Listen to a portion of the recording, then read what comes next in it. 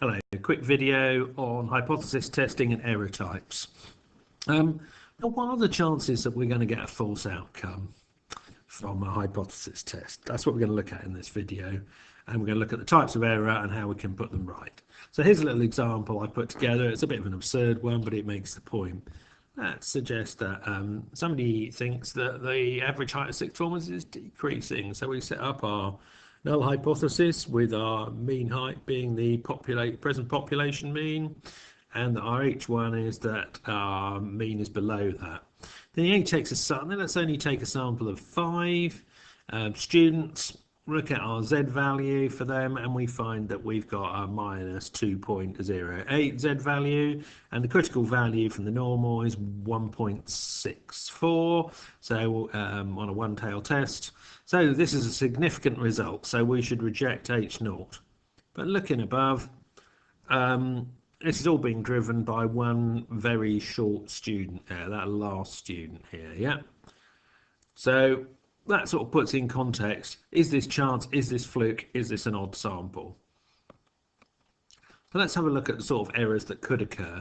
And I've put together a little table. You'll see this quite often in textbooks. And it assumes that we know what the real situation is, whether our H0 or our H1, our H0 rather, is true or false. And that's in our table. We're going to look at that on the horizontal, on our sort of vertical side of our matrix.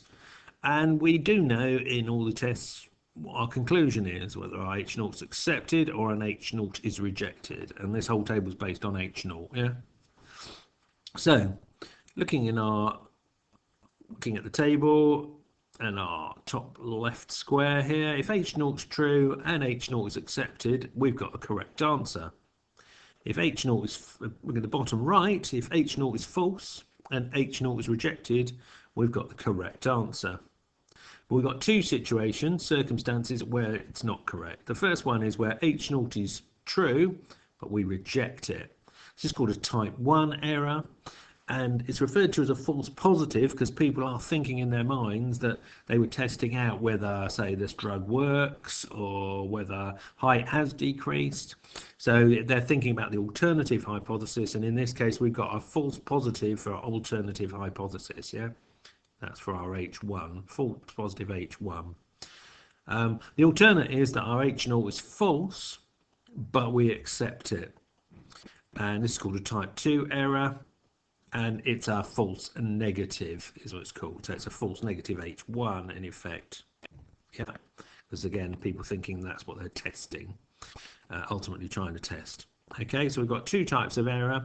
We can identify them using this little type 1 error. We can identify using this little phrase here. My love was true. That's our H0, isn't it? That's what we assume to be true.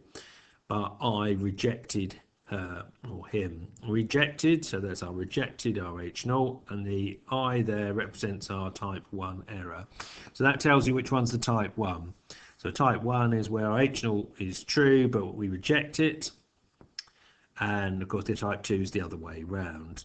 Okay, so let's have a think about what these type 1 false positive alternative hypotheses are, false positive errors are. These occur because the significance level is set quite often at 5%, yeah? So there's a 1 in 20 chance of a fluke test result, yeah? Just by the data, a bit like the one we saw there. We picked one really short person in our sample, and therefore we're in problems. So there's two ways of looking at this, one of which is to strengthen the test, so we can move our significance level up to 1% or 0.1% to try and minimize the effect of fluke. So we're more certain that when we get a result, that it is a correct result. For false negatives, if we want to control these false negatives, these type 2 errors, well, these are being driven by the variability in the test statistic. One of these cases where we suddenly get a large test statistic and we're not expecting it.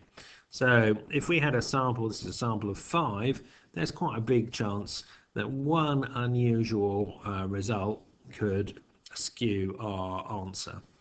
So what do we want to do? We want to increase our sample size. That will reduce our standard deviation, and that means that our sample error sigma over root n or s over root n, so that's a standard deviation of the sample mean, will reduce. So why do people use 5%? Well, it's just almost a convention and cost benefit, really. R.A. Fisher came up with this test, used as his starting point. He found it was quite practical and economic. It's caused us a real problem in clinical trials recently. The problem with clinical trials is that people have found they can't repeat them, that if they do the trial again and again, they don't get the same results. So that would suggest that we might be looking at fluke results.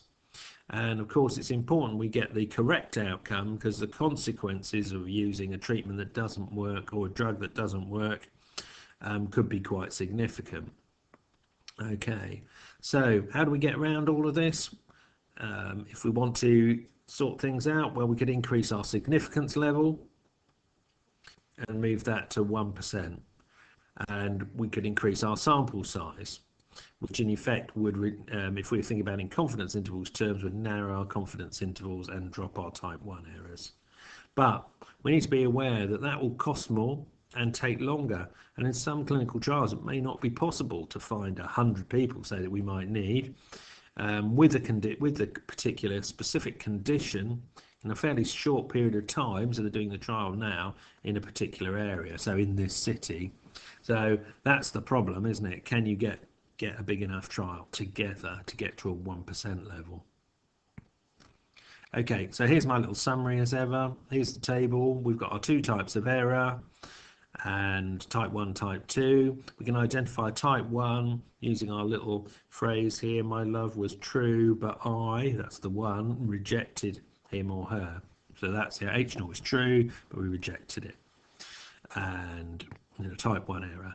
In a type 1, if we want to reduce the chance of a type 1 error, we strengthen our significance level by moving it down from 5% to 1 or 0.1%. That'll cost us money and time and effort.